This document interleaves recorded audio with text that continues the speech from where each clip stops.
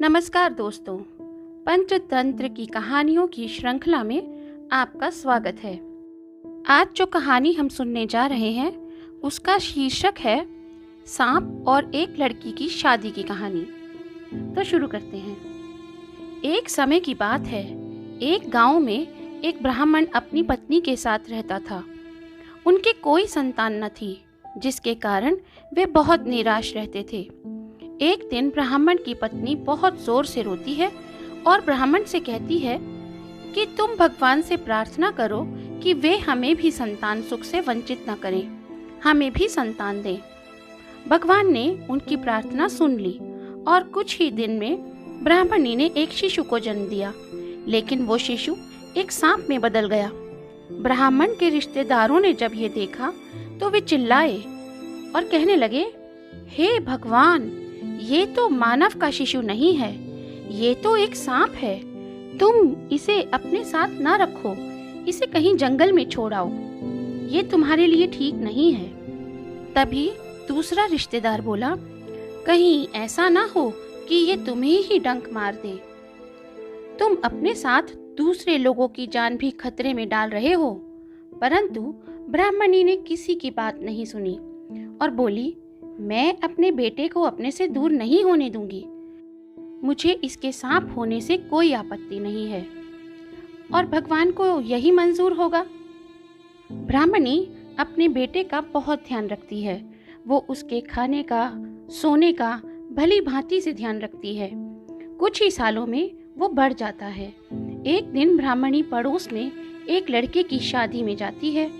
वहां से आते ही ब्राह्मणी अपने बेटे की शादी की इच्छा प्रकट करती है। वो ब्राह्मण से जिद करती है कि उसके बेटे के लिए अच्छी सी लड़की की खोज करे। ब्राह्मण बहुत से लोगों से मिलता है, लेकिन सभी लोग इस रिश्ते के लिए मना कर देते हैं। फिर एक दिन ब्राह्मण शहर में अपने मित्र से मिलने जाता है। मित्र ब्राह्मण के आने का कारण पूछता है। ब्राह्मण अपने मित्र को बताता है कि वो अपने बेटे के लिए वधू की खोज करने के लिए आया है। इस पर ब्राह्मण का मित्र कहता है, आपकी खोज समाप्त हुई, आप मेरी कन्या से अपने पुत्र का विवाह संपन्न करो। ब्राह्मण अपने मित्र से आग्रह करता है कि एक बार उसके घर चलकर उसके बेटे से मिल तो ले। मित्र कहता है कि आपका बेटा आप जैसा ही होगा, मुझे आप पर पूरा विश्वास है।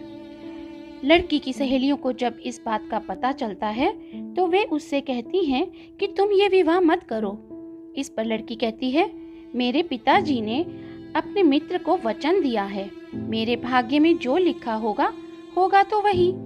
शीघ्र ही उन दोनों का विवाह हो जाता है। वह लड़की अपने पति की बहुत अच्छी तरह से देखभाल करती है। वो अपने पति के लिए दूध, फल आदि परोसती है। एक रात को वह लड़की अपने कमरे में एक जवान आदमी को देखती है और डर जाती है।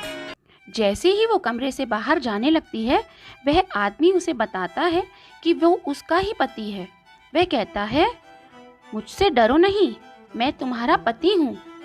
अपनी पत्नी को विश्वास दिलाने के लिए वो वापस सांप की खोल में जाता है और फिर से बाहर आकर एक सुंदर नौजवान के रूप में आ जाता है। ब्राह्मण को जब उनके कमरे से आवाजें आती हैं, तो वो देखता है कि अंदर कौन है। उसे भी सच्चाई का पता चलता है। वो अंदर आकर सांप के खोल को आग में फेंक देता है। इस पर नौजवान कहता है, धन्यवाद पिताजी, आपने मुझे श्राप से मुक्त किया है।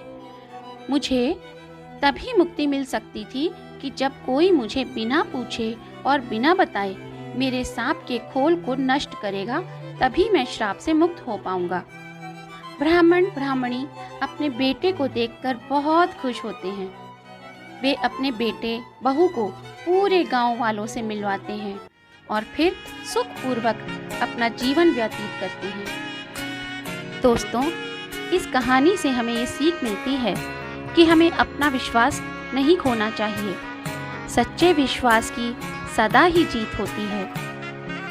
दोस्तों, आपको सांप और एक लड़की की शादी की कहानी कैसी लगी, हमें कमेंट सेक्शन में अवश्य बताएं। और अगर आपको ये पॉडकास्ट अच्छा लगा तो वीडियो को लाइक ज़रूर करें और शेयर भी करें। पंचतंत्र की अन्य कहानियाँ सुनने के लिए सीरीज के साथ जुड़े रहें। मिलते हैं अगली कहानी में। धन्यवाद।